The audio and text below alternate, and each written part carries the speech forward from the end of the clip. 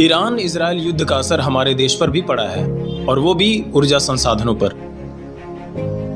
हमारा देश middle east से लगभग 90% गैस खरीदता है, और उसमें भी सबसे ज्यादा हम कतर से खरीदते हैं। कतर के साथ 20 वर्षों का डील भी हो रखा है।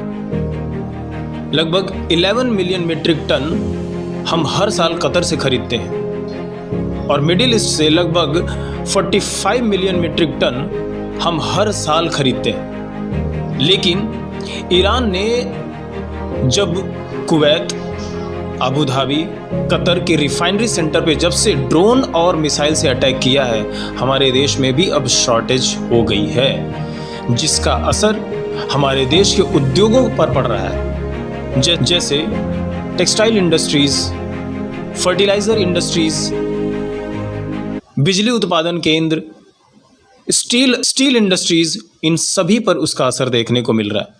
सिरेमिक इंडस्ट्रीज, गुजरात में सबसे बड़े प्लांट हैं सिरेमिक के, वहां पर शॉर्टेज हो रही है गैस की, जिसके चलते होगा क्या, इन उद्योगों से बनने वाले उत्पादों के दाम बढ़ेंगे।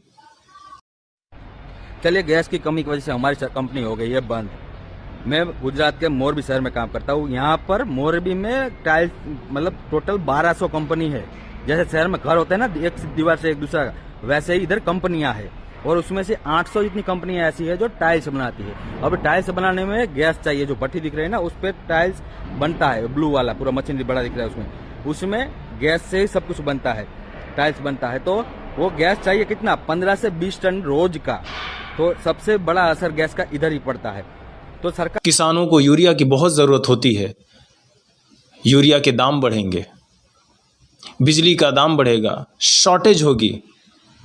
हमारे देश में जनसंख्या इतनी ज़्यादा है, दुनिया में पहले नंबर पे है, यहाँ डिमांड हर चीज़ों की ज़्यादा रहती है, ऊपर से शॉर्टेज, तो होगा क्या, डिमांड ज़्यादा है, सप्लाई कम है, प्राइस हाई राइज होंगे।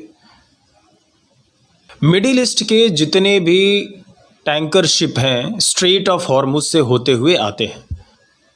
वो खाड़ी वो ईरान की है। ईरान और भारत के कुछ ऐसे रिश्ते हैं, कुछ ऐसा इंटरनेशनल रिलेशन है, ऐसी पॉलिसी है, कुछ ऐसी रणनीति है, जिसके चलते ईरान हमारे यहाँ आपूर्ति थोड़ी बहुत कर रहा है। वो भी बाकी देशों से ऐसा कह रहा है कि जो हम डील करेंगे, ईरान से किसी देश का अगर डील होता है तो वो चाइनीज़ करेंसी में होगा, युआन में होगा। हम